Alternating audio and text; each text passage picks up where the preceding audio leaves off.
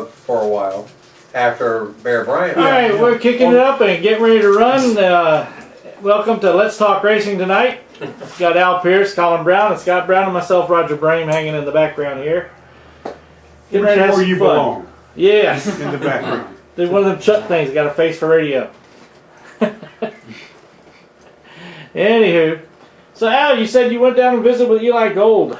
I went down last night to the, what do they call it, Stocks for Tots, or they've got a NASCAR puts on a annual holiday time a toy collection for kids, and MRN broadcasts from the NASCAR Technical Institute in Mooresville.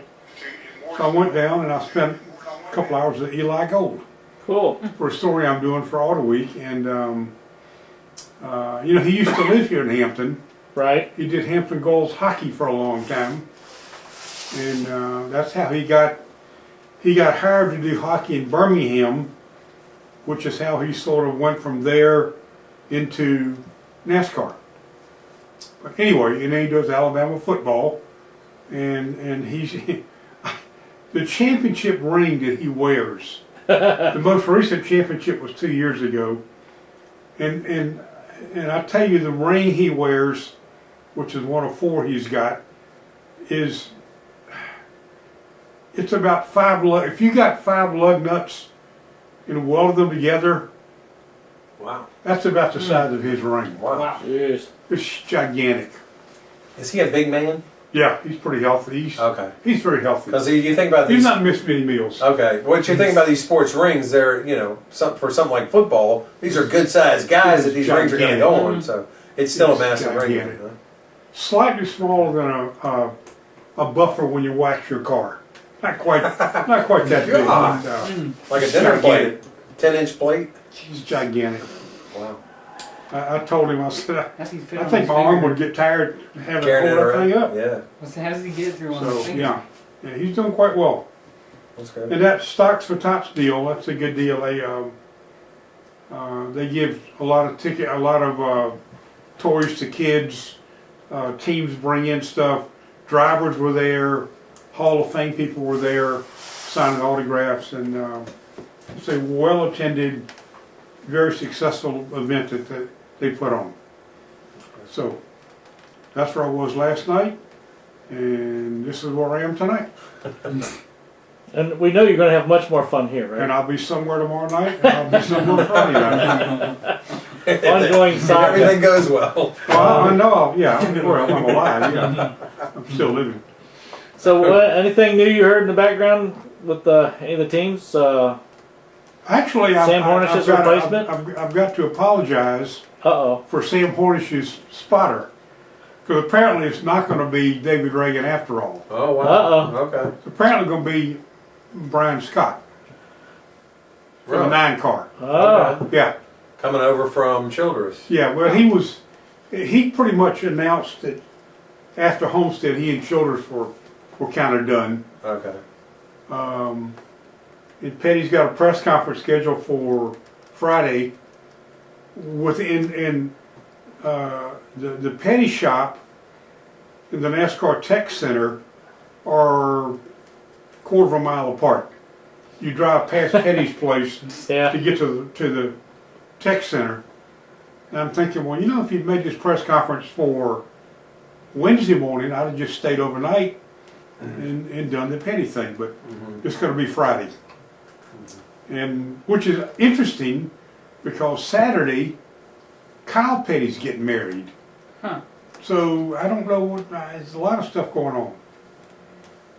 So, anyway. Now what are you doing, Roger? You're playing with some machine over there. I'm feeding Playing info with to the Periscope. Yeah, playing with Periscope. Okay. Any So- other undercover stuff that you can see happening with NASCAR or following the end of the season? Any? No. Pemberton, of course, is gone. They named his replacement, Scott Miller. He was a Michael Walker, wasn't he? The word continues to be that Helton will likely be next. Before the season starts again next year? Yeah. Maybe at midway through. They've still got banquets. They got a banquet in Charlotte. This weekend, Roger? Aren't they giving Somebody's having a banquet tonight or something. A champion. tonight? Yeah, because a couple of the guys I talked to that were at the Snowball Derby, not able to call in because they're going to be at some champions dinner. Well, NASCAR's got a banquet for maybe its weekly tracks, and K&N might be this weekend. I saw the cars roll at the Hall of Fame. Either modifieds and yeah, could be because one of what the I'm- Hero Series. William and Byron stuff. was the one I was talking to.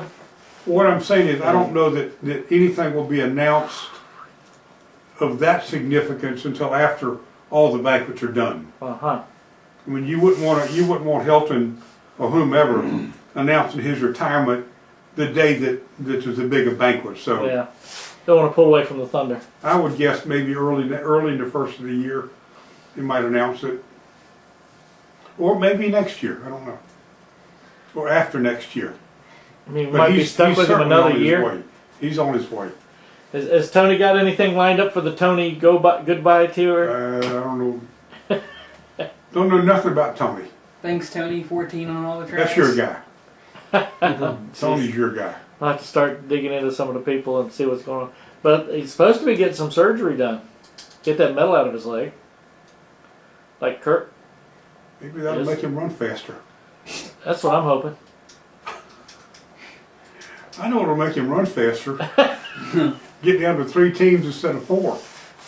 Get rid of the Danica and then You get ready think? to go. No, if he's the one that goes, that'll make them all better. Man, Yeah. maybe not. Hey, Danica might start running in the top 15. Yeah. But once he's gone, Clint's in there. So All right, who we got tonight? we're going to have Kaz Grala calling in, talk about the Snowball Derby. Dirty. Lori Brooks is also supposed to be calling in. She was down there monitoring everything for us. And then after that, we're going to have Bobby Pearce. Okay. So who are we waiting for now? Well, we're talking racing news right now. What's Danny O'Quinn doing? Anyone know? What's who? Danny O'Quinn. Former Rookie of the Year from 5 years ago, maybe? Somebody was wanting to know what the latest is going on with them, if you knew. I have no idea. He's one of those Jack Roush guys that I think he was Rookie of the Year one year. I think. Okay. Might have won a nationwide race or two. And then promptly disappeared. Yeah, that's sad that you get so many of these little guys that I pop know out. Stephen Light had a year like that. Yeah. He was Rookie of the Year. Had a decent nationwide season or two. Wasn't he And running then- the 33 car there for a while with Childress, Falk. Yeah, I don't know. He was a Roush guy for a while. I think he was a Roush guy. Yeah. I know O'Quinn was a Roush guy. But anyway, yeah, Bobby Pearce, you know about Bobby, right?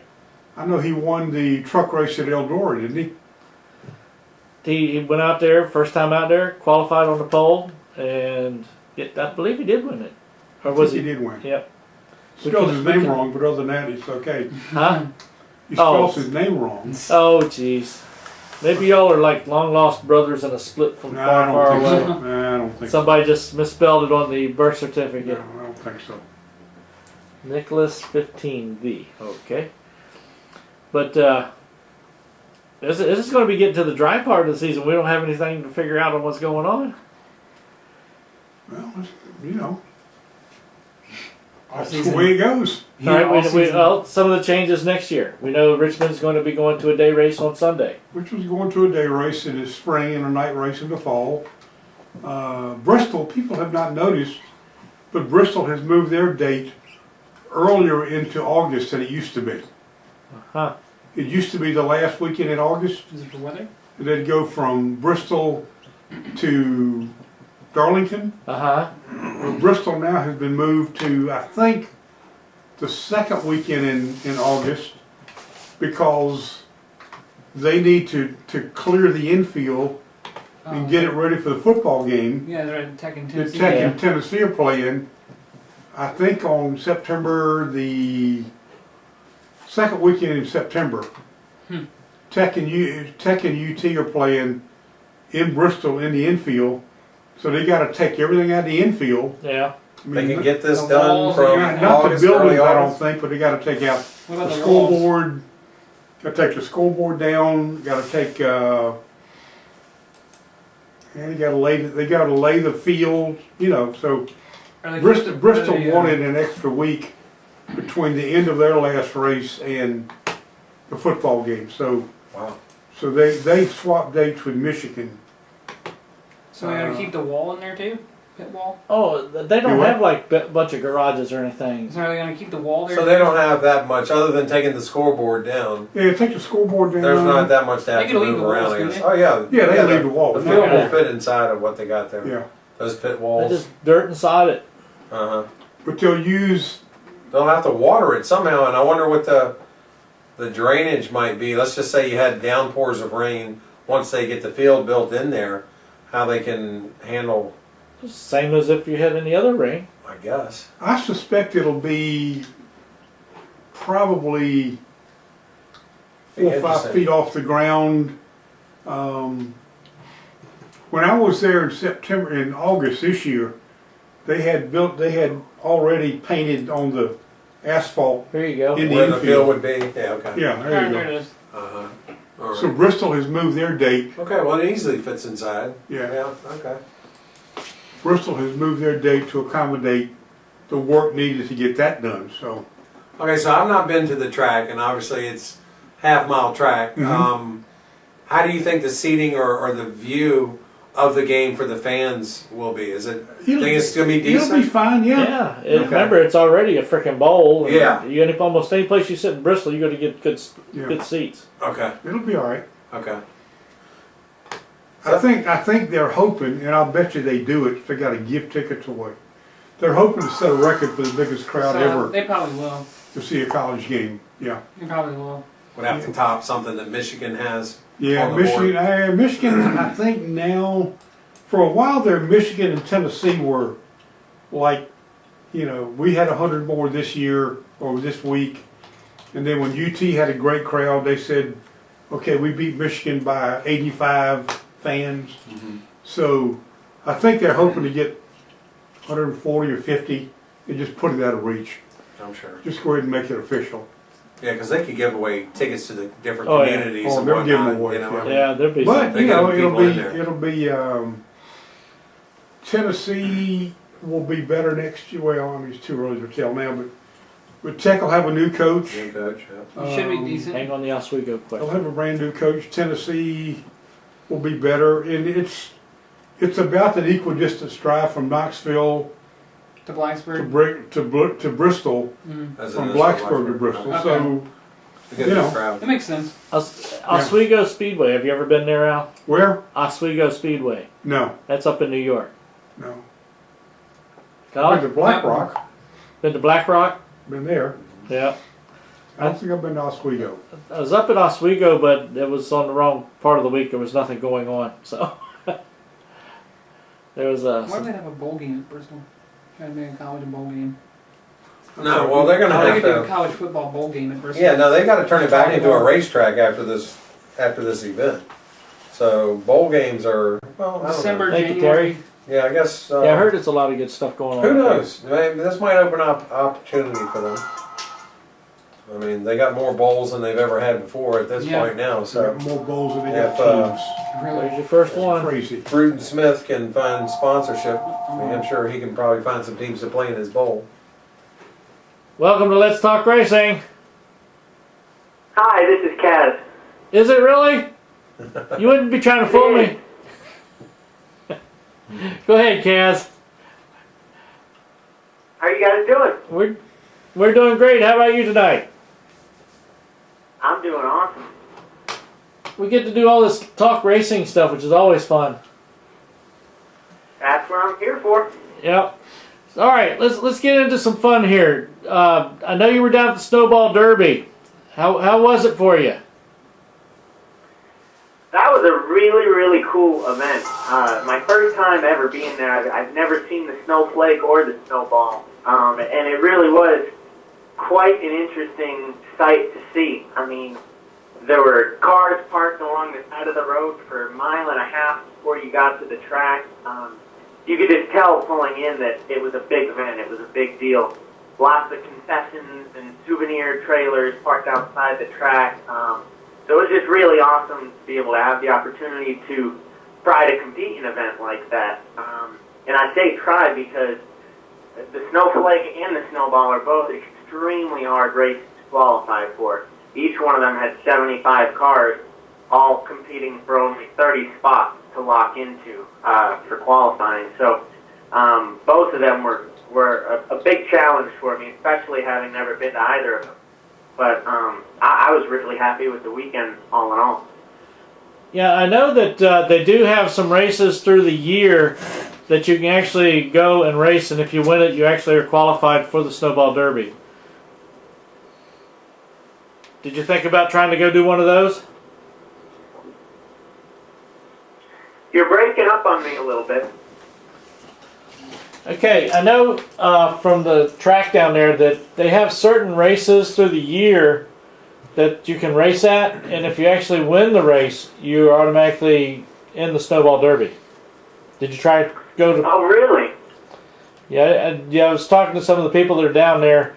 So if you win... They have certain races. I don't know exactly when they are. I just know that they do have them, and they're designated, and usually they'll have a higher car count that night because people are trying to get in for the Snowball Derby the easy way. That's cool. I didn't realize that, actually. I did know that you can get a provisional for the Snowball Derby if you were in the top 10 in points in the Southern Super Series or in the Blizzard Series.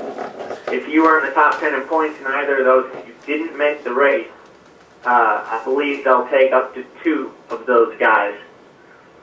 So how many cars did they actually run? About 32 or 34? When all was said and done, it should have been 36.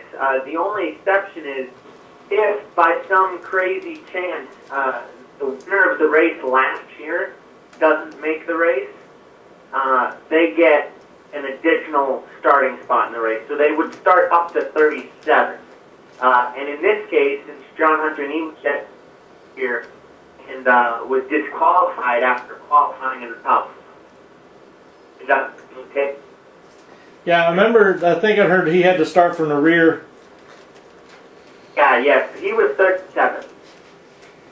And there was another car they had to start from the rear also, didn't they? Chase Elliott? Almost. Christopher Bell. Getting real bad breakup on you now. Can you hear us, Kaz? I think we lost him. I think we lost him. Yep, we lost him. Went off the deep end. Can you guys hear me? There you go. He's back. We thought we'd lost you. Christopher Bell was the other car. He was also disqualified after qualifying, but what they did for him was they started him last in the last chance race, which he ended up winning. So that put him 31st on the grid for the Snowball Derby. Uh-huh. So, have you raced the Martinsville race at all? The Martinsville late model stock car race? Yeah. I have, twice. How do they compare? I would say as far as late models go, and as far as late model races that I've been in go, that's the closest comparison to the Snowball Derby. It's a little bit different since it is at a NASCAR track, so the crowds don't look quite as big, even though they probably are just as big. But the Snowball Derby just had a totally different feel since it was a short track. There were so many cars in the parking lot. There were so many fans in the stands and crowded up by the fence. Fans that weren't even in the stands once the stands sold out. It was just a totally different scene altogether. But both of the events I really enjoy, but they're just different. Something you'll think you'll come back and go to again next year? Oh, absolutely. Hopefully for many more years. So down there at Snowball Derby, I saw where John Hunter Nemechek blew up. His engine blew up, and he ran into a couple of his crew guys. What do you think happened with that? Or have you heard anything else about that? I heard exactly what you said, but I haven't heard anything more. Like updates or anything? I have not. I'm not 100% sure. But yeah, that was not a good situation at all. That whole scene actually was kind of dangerous. With his, I believe his car was on fire for about a lap, and then eventually it got so big that I think everybody saw it, and that's when he ended up pitting.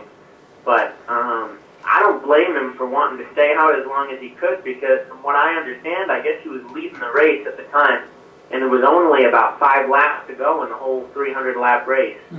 So I definitely would keep going, hoping that fire would go out, and hope he can win the race. I tell you, that gives you a whole new meaning to burned out. Yeah, for sure. Kaz, what is the deal down there? It seems like more than any other race in America that has any sort of following, it seems like the Snowball Derby invariably has a disqualified winner or disqualified pole sitter or this or that or the other thing. Certain guys will win it by others being disqualified. Have you got any feel for what might be going on down there? That people just aren't prepared for tech inspection, or are inspectors looking for things that people don't expect to be looked at? What do you know? I think there's a couple different reasons for that. First off, just the classic, it is a big event, so naturally you're going to have people going for it a little bit more. So in turn, you're just going to end up with people pushing the limits, pushing the gray areas a little more, as much as they possibly can, because it is such a stacked field.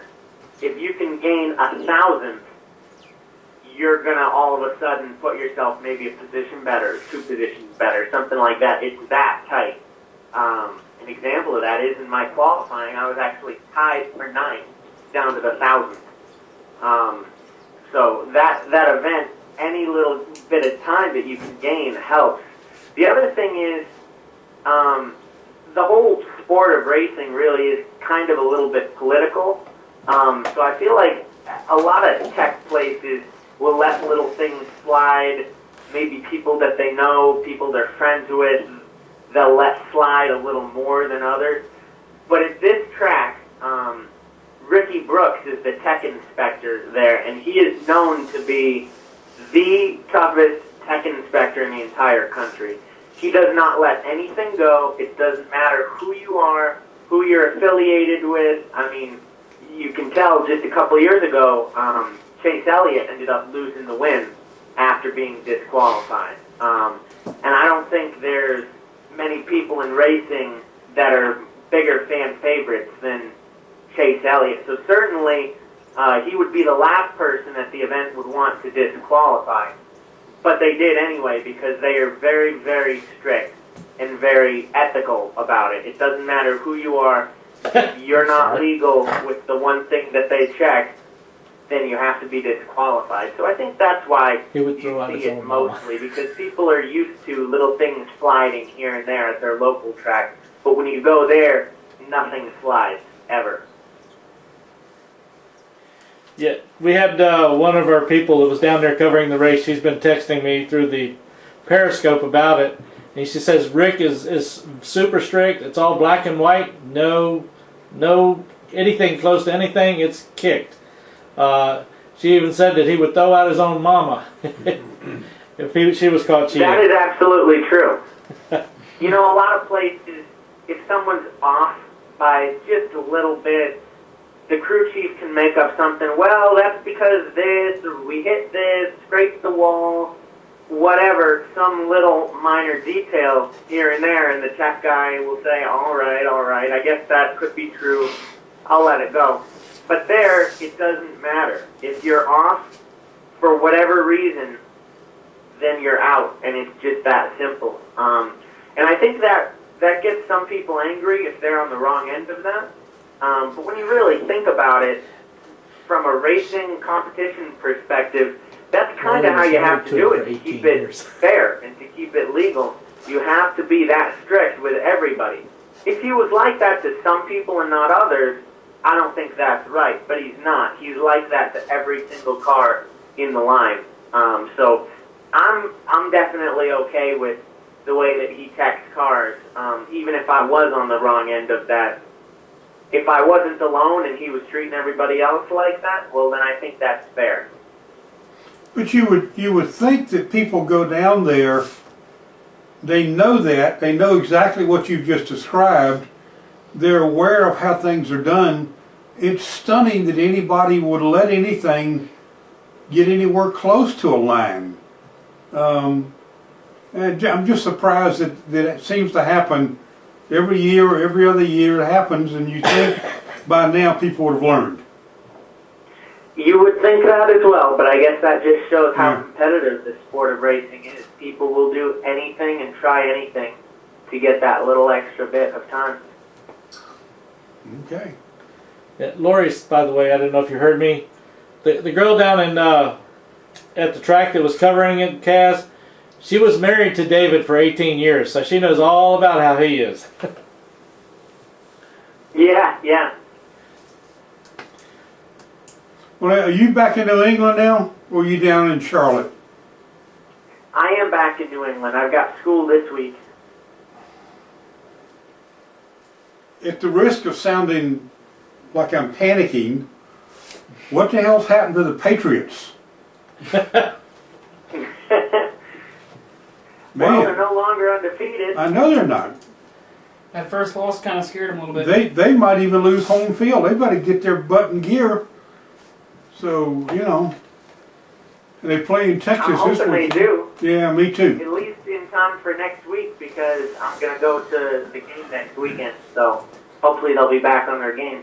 I hope so too. They All right. couldn't overcome the fluke plays this past week. So, Yeah, 100-yard interception they return. got, Kickoff, was it a kickoff or a punt Philadelphia of all return? teams That too. went about 70 yards. yeah.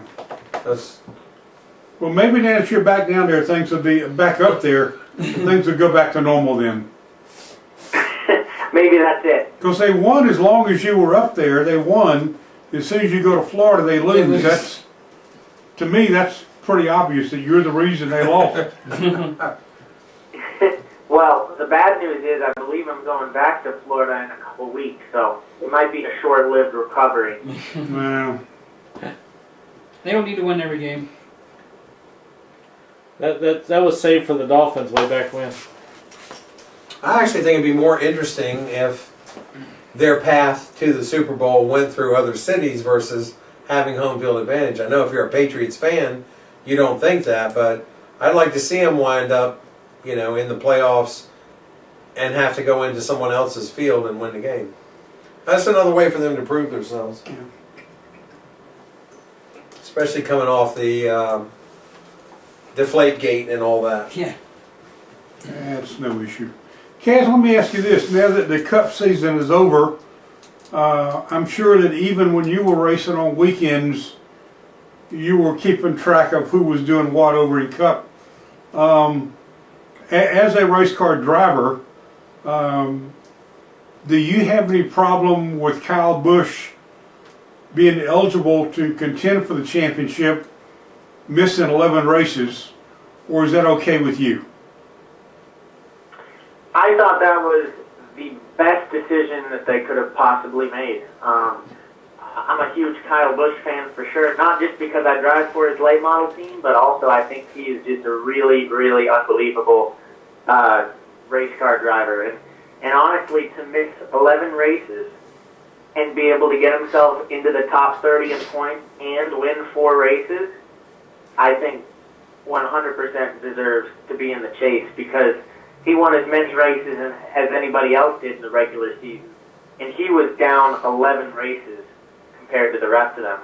So if he had been in those 11, just imagine his numbers could have been even better. Certainly his points would have been a lot better, but he might have even won more races than he did. And clearly he already won enough races this year to go on to win the championship. So I thought that was a really impressive run for him. Somebody mentioned on Facebook the other day that the people who complained that he should not have been eligible shouldn't be complaining about him. They should be complaining about all the teams that ran every race and still couldn't beat him for the championship. In other words, don't take away what he did. Kind of question the teams that had 36 chances to win the title and couldn't get it done, and he got it done in 25. So I think you're right. You can't blame him. You got to question those that couldn't get it done with two-third or third more opportunities. Exactly. And the other thing you need to think about is, in the end, NASCAR is an entertainment sport. Him being in the Xfinity races gets them more viewers. Him being in the truck races gets them more viewers. So the fact that he got injured during competition in the Xfinity race at Daytona, NASCAR shouldn't penalize him for going for it, for trying to win the Xfinity race, because that's what he should be doing. He's a race car driver. That's what this sport is all about. So they can't really penalize him for that. Otherwise, why would he go do Xfinity races anymore? If he knows that he can just have a penalty from NASCAR on it any day just because of bad luck or something like that, like what happened in Daytona. So I think that was the best thing that they could have possibly done. And like you saw, as soon as he was better and back in a race car, he was back in the Xfinity car, back in the truck, and still winning in all three of the series. So I can't take anything away from him over the injury. In fact, I can probably give him a lot more credit because, like you said, he did better than anybody else could have, and he took I'm not sure what it was, a 2-month break or a 3-month break from racing, while everybody else was still staying in the seat. And when he got back, he was still beating them. So I think that was just unbelievable. Well, Kaz, let me go ahead and let you get out of here, and you go have some fun with your family. Thank you very much. All right, and I will catch you next time you're out and about in my area. Sounds good to me. All right, talk to you later. Have a good holiday. You too, and thanks for having me on, guys. I appreciate it. No Thank problem. you. Yes, thank you. Yeah, well, I guess if I did drive for Kyle Busch, I wouldn't say anything bad about him either. I really. I just That was an kind of, unbiased answer, I wasn't just kind of, I didn't realize I knew he was involved to some extent. I didn't know it was late model ago. By the way, while we've got a few minutes here to kill, borrow this a minute. Sure, sure. Let me show people. Roger, Yeah. can I shamelessly plug? Sure, you can My shamelessly magazine? plug. This is a long-awaited, long-talked about, long-planned Jeff Gordon issue from Autoweek, which came out the Monday before he won the championship. The print schedule did not have, it wasn't on the same cycle, but this is the Autoweek story that I did, and it includes this gigantic big thing here with all the numbers and records and all that good stuff. That's a collectible for It is a collectible. the Actually, Jeff Gordon fans, you know?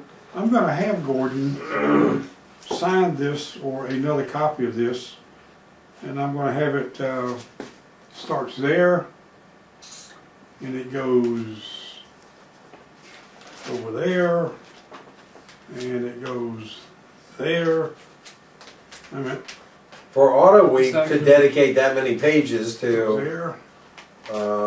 you know, one story, Still going. one driver, yeah, that's You quite get a about bit. 15 pages out of that? Still going. That's a Basically, lot. is that the entire magazine? Because normally it's a one-page article. Is that right Still now? going. Yeah. When still you do going. articles Yeah. in the magazine, it's usually like a one-page Yeah. article. So that's a lot. Still going.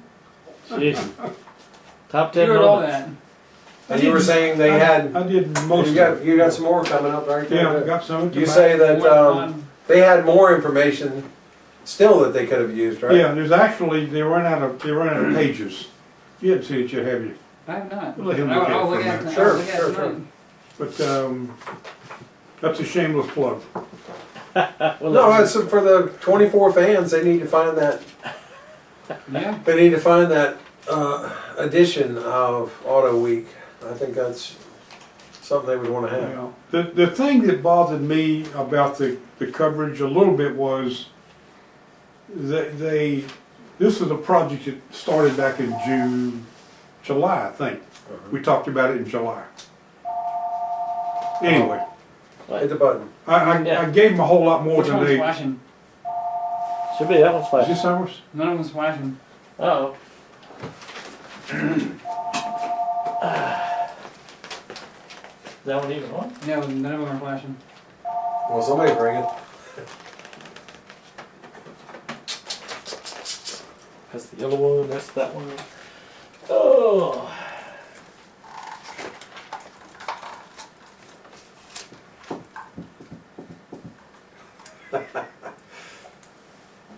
I love it. Kind of weird seeing the WeatherTech logo sponsor the sports car series. Oh, that's right, yeah. Yellow. Got a phone that died on me. We've lost our phone. Well, it wouldn't be ringing on that one since that one's dead. So Did he call we it know a if it was ringing, it would have been ringing on that line there. So now that we've Well, this figured was out that- live just a second ago. This said ready. Yeah, that one. This one worked too. Oh, that's cool. Old pictures. That's cool. I never even knew that he ran in the Bush series. Honestly, I really Right. never even knew that. You don't remember his Baby Ruth car? No. Oh man, come on. And the little squirrely mustache. I bet for people that have that Baby Ruth car as a diecast, that's got to be Oh yeah, worth pretty well. yeah. It was working just a second ago. There we go. There it is. It's working again. There you go. Alright. I'll text them and That's tell them to cool. call you back. Or hit caller ID and call them back yourself. Nobody won at Martinsville too? Was that That Martinsville? might have been his first one.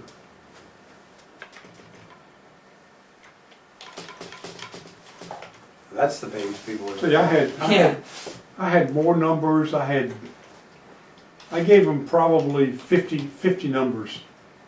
Really, $151 million? Different, you just go through the record book and you Yeah, find things and yeah.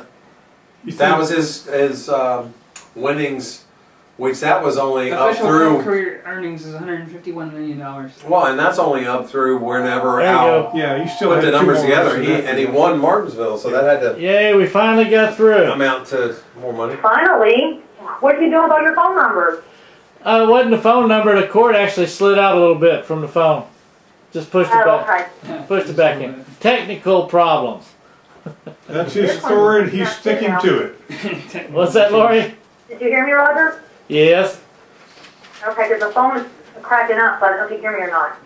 It was a short line. Well, it's just me because I'm on the other side of the room.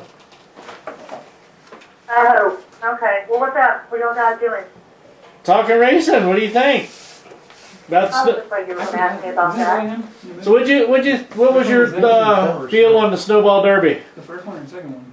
What now? What did you say? What did you think about the Snowball Derby? I wasn't shocked because that's the way Ricky is. He's straight across the board. He doesn't get no more tolerance than what he gives. If you beat that even by 1 pound, he's going to throw you out. And that's just the true story. And that is your ex that you're talking about, right? Yes, we were married 19 years. He wasn't doing, he was a race car driver before he started doing tech. And he's been doing tech for years, but he knows all about race cars from beginning to end, top to bottom. He's cheated with the best of them, so he knows how to do it too. Maybe I Yes. shouldn't have said that. Well, it doesn't matter now. Well, I know a lot of my friends. Some of them are officials, some of them are drivers and teams. And the thing about what the officials tell everybody says, yeah, they've got a whole week to take and figure out some way to sneak something through us, and we only got like 30 minutes to try to find it. So I reckon that's what he's used to. Oh Lord. There we go.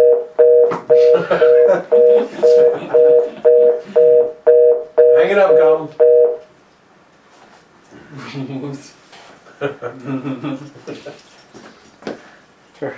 Her husband heard her talking and shut off the Technical phone. difficulties. You're being hacked, I think is what it is. Someone's trying to hack into What our size servers. track is that, Pensacola? Yeah,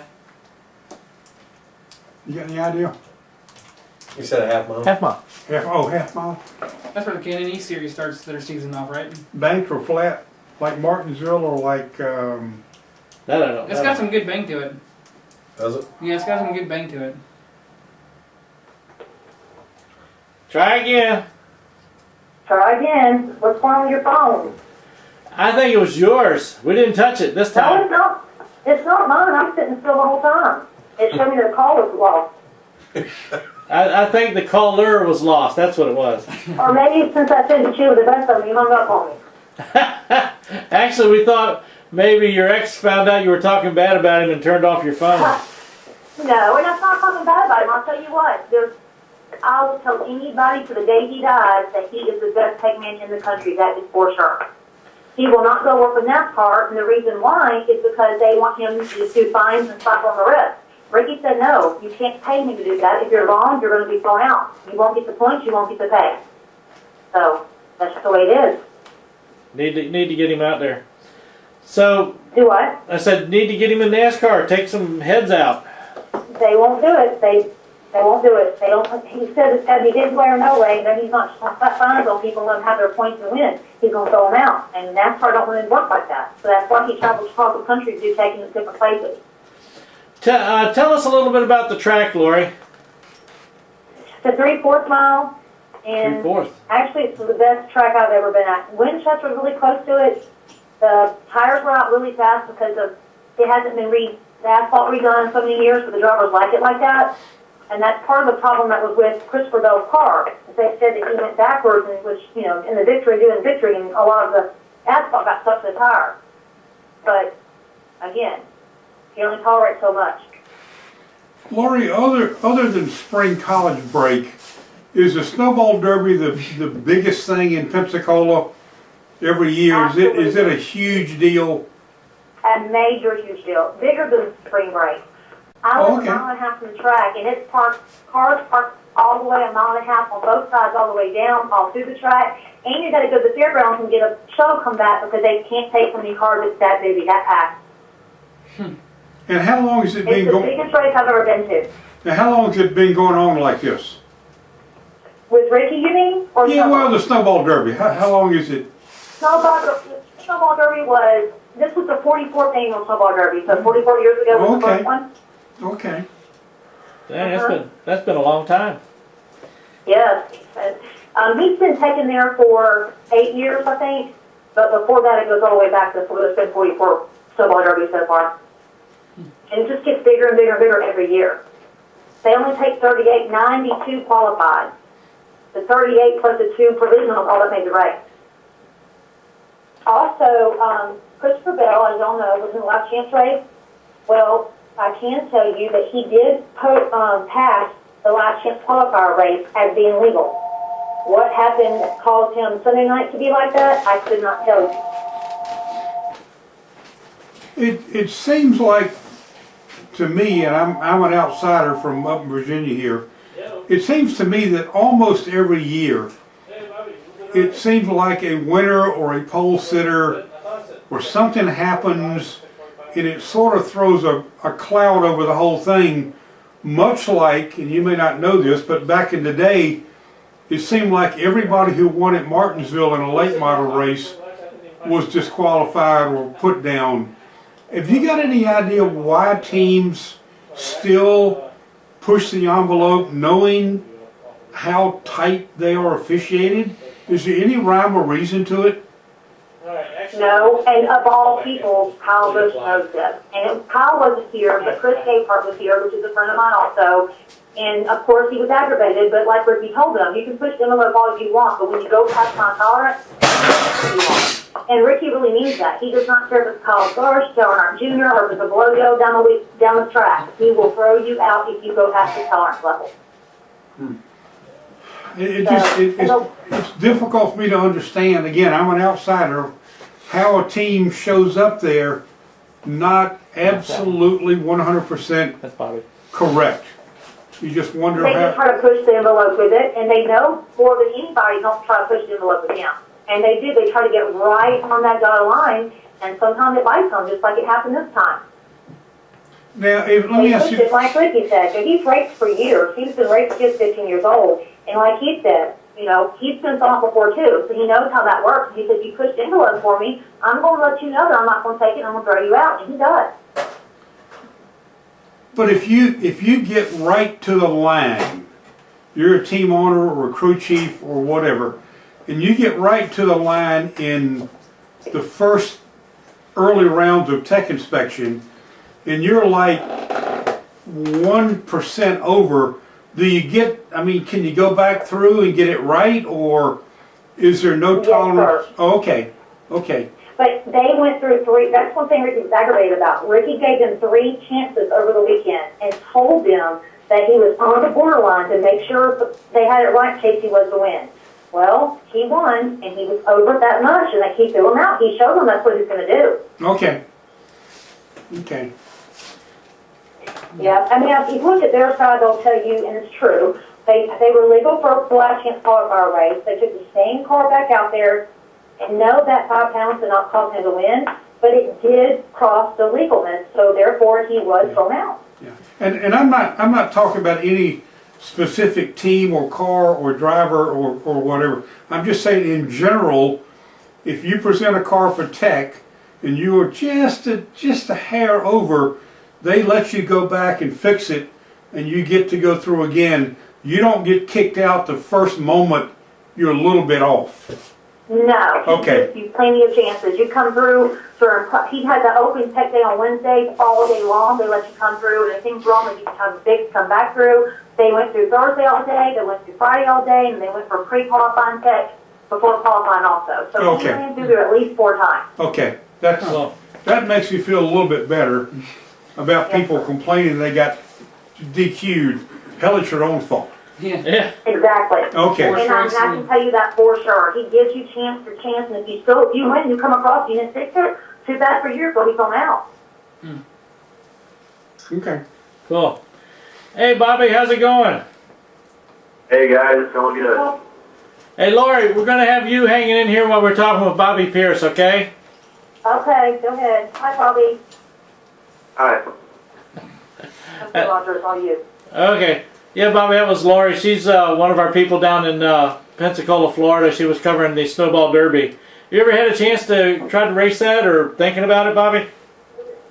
That's what I'm like, oh no, I've never had a chance to race there. I've heard great things about it, and I've also heard about the deal with Christopher Bell, you know, I think that sucks for him and everything, but that's just the way racing goes, and the tech shed can be the difference of first and last, so that's what sucks about it, but I heard it was a good race and everything. Yeah, Lori, ex-husband, is actually the tech inspector down there, and from what I've heard from everybody, he's just black and white. If it's a thousandth of a bit out, it's out. So you got to go back and fix it and come back and get it right. So he's apparently one of the hardest tech inspectors to go through. Oh yeah, that's pretty crazy. Well, go ahead and, I know we jumped a little bit ahead. Go ahead and do a quick bio about yourself, about your racing, and we'll go from there. Yeah, well, this year I ran about 64, about 75 races, I guess, and most of them were dirt. I won the Summer National Championship and the UMP National Championship. This is my second year winning the UMP National Championship, but this year I was able, luckily, you know, we did both the Summer Nationals and the UMP, so that's pretty cool. There's only been a couple drivers that have done that, and my dad won the National Championship before, so it's kind of cool to win another one of those. And I did a couple asphalt races, ran 3 NASCAR K&N Truck Series races. Well, 3 of them were on asphalt, and then one of them was at Eldora on dirt, where I got second. And I don't know, that race was pretty cool because it seemed like a lot of people, you know, that never heard about me knew about me.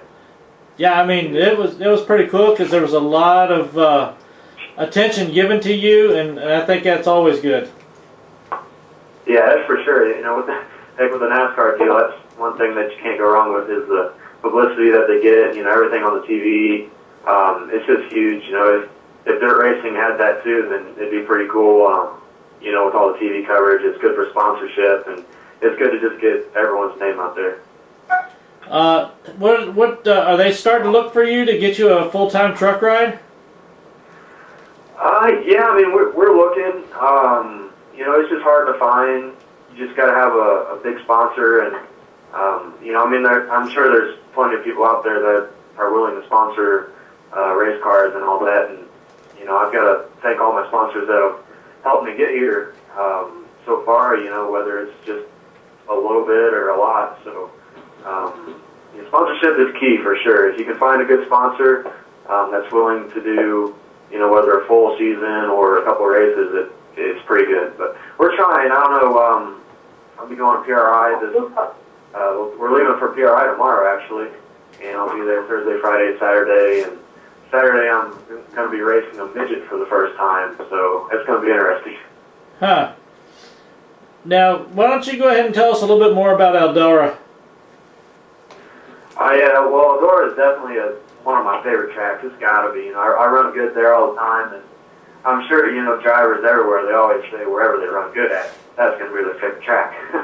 But, I don't know, Eldora, it was, I've ran there plenty of times in my late model before that, and to go there on the trucks, heck, it's an asphalt car, they don't run in dirt, so they're flopping all over the place, and they're like driving a big old school bus, I guess you could compare it to. But it was a lot of fun, and to finish second, when we got the pole, won the heat race, and then finished second in the feature, so that was pretty cool. And Christopher Bell was who won that race, and didn't get disqualified there, though. He won that.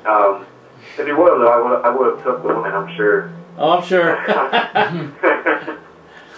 But yeah, it was fun, and it was just a good experience, I guess, for my first NASCAR truck race. And then after that, that's what led to the other truck races I ran at Phoenix and Martinsville and Homestead. Cool. I wish I thought to look you up when I was at Martinsville, be able to run into you. Where's he from? Yeah. Aren't you up from in Illinois somewhere? Yeah, I'm from Oakwood, Illinois. It's about 2 hours straight south of Chicago, so I'm basically right on the Indiana border, central Illinois. Okay.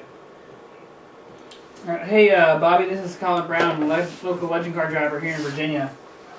So, how helpful was it when you went to Eldora in the truck, knowing that you already had previous racing experience in the dirt late model?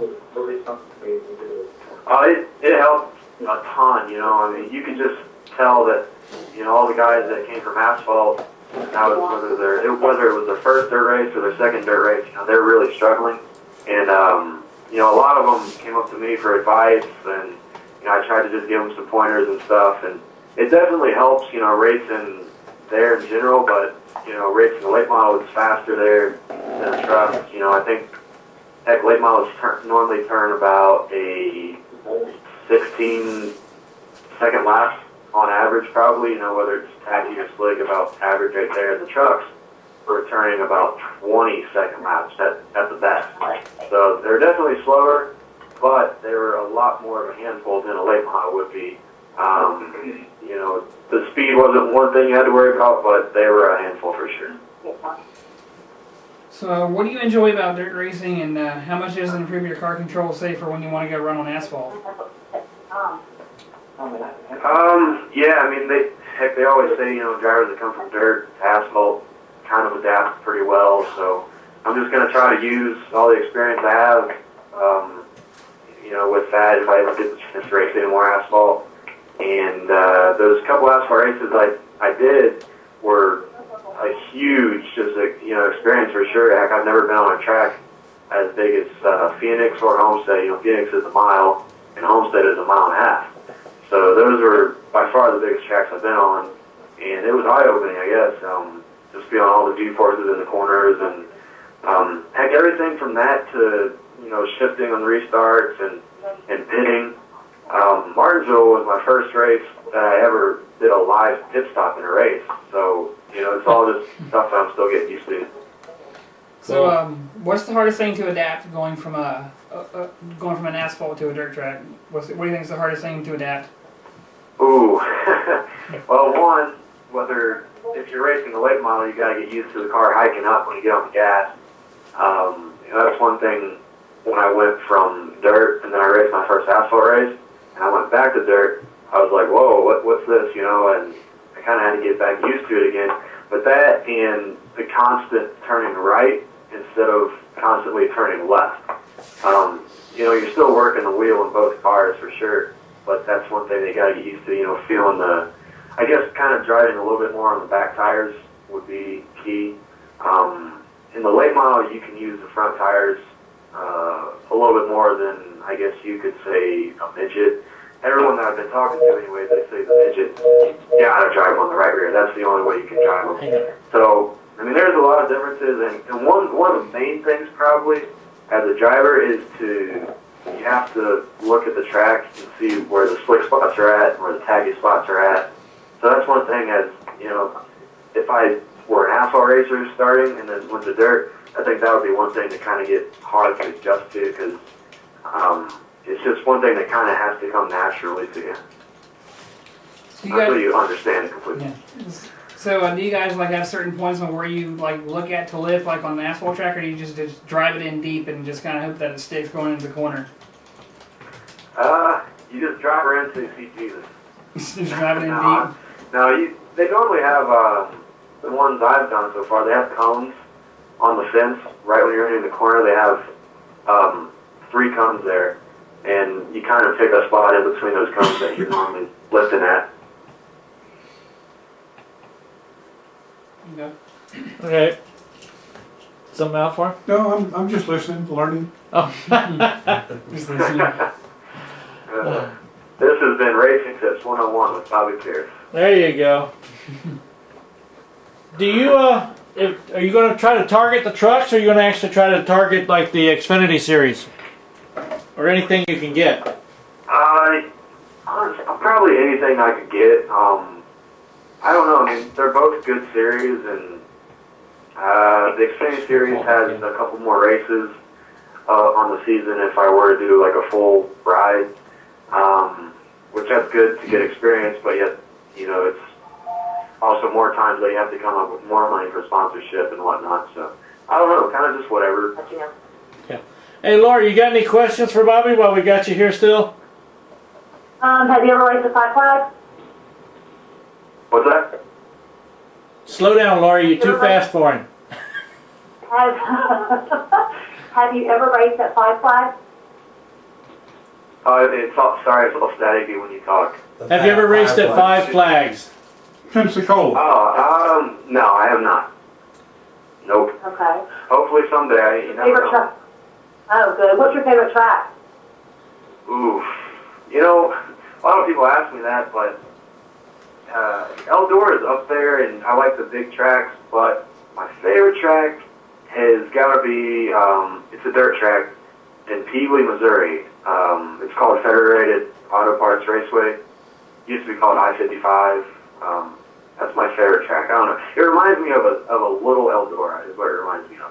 And it's just a whole I was ton of fun. I was thinking you'd say Eldora. She said she figured you would do Eldora. Well, I don't know. Maybe it's because every time I go there, I tear the spoiler off, and it's just one more thing I have to work on when I get home. Oh, buddy. How you tearing off It's the... bad luck for you. What? You feel like it's bad luck for you? It's still staticky. She says, I don't know. does it seem to be bad luck for you when that happens? Oh, yeah. I don't know. Not really. So tearing off the spoiler doesn't bother you then, huh? It's kind of aerodynamically effective, but at the same time, you can get closer to the wall, Yeah. which means you can get closer to the cushion. So it's kind of it's kind of a trade-off, yeah. Have you ever raced against Kyle Larson? Have you? Well, Kyle can definitely I think no one can get as close to the wall without hitting it as he can. I watched him at Homestead, and well, then again, if you take Eldora from 2 years ago at the truck race, he kind of destroyed the truck, but he's going for it. He is the only driver that I know that gets close to the wall as he does and makes me a nervous wreck. Yeah, me too, and I'm a driver, and it's just nervous watching him. I know, I bet it makes me nervous every time too, but he sure can pull it off, can't he? That he does. All right, Bobby, we're going to go ahead and let you get out of here because I know you got to go back and do some more work in the shop, I believe. Yeah, we're putting together, like I was telling you earlier, we're taking one car that I'm selling, my older car, and putting almost a lot of pieces on my newer car, and building another new car sometime this winter when we get some time. But, the shop's busy, which is good. My dad builds race cars, modifies late models, so that's good. But hopefully we can get some downtime and get ready for next year, probably racing at East Bay will be my next race. Well, after this midget race on Saturday. But yeah, thanks guys. Thanks for having me. All right, have a good Thank week. you. Enjoy your holiday too. Yeah, you too. Talk to you later, Bobby. All right, bye. There we go. So, Lori, what do you think of Bobby? I know you didn't get to hear much. Yeah, I don't really know him probably as well as y'all do, but he seems to be knowing what he wants to do. So what's the next big thing happening down there at Five Flags? Anything good, or is it done for the year? They will probably have the banquet in January at some time. They have the Rusty Walsh driving experience there today and tomorrow. So they do have that going on, and then they'll have the banquet up until March, I believe it is. Uh-huh. Yeah, the Speed Week really kind of kicks it off around our area, which is South Florida, but that's when it really all starts. Yeah. All right, well, I'm going to go ahead and let you get out of here, too, because Al's got that look of hunger in his eye. I hadn't said a word. And I was just finish eating, so there you go. Oh, goodness. All right, well, we'll talk at you later, girl. All right, bye, thanks. Bye-bye. Thank you. Oh, fun. All right, let me start getting toward where we can get out of here. Any other things to cover? No, I'm ready. That was like a pit stop. Okay? Any local gossip around the short track racing or anything like that going into Langley, the off Yeah, season? any more on Langley? Anything on the off season here? We're still trying to get it done. I think they're gonna be real quiet about it until it happens, or until it doesn't happen. So what it doesn't They're gonna, it's like any other negotiation. There's no need to talk about it until there's something to talk about. until something's finalized. So it's time to write Until something's finalized. Yeah. until some checks need to be written. All right. All right, let's get out of here. Okay, I'd like to have everybody come back and join us next week on Let's Talk Racing. Until then, we'll see ya.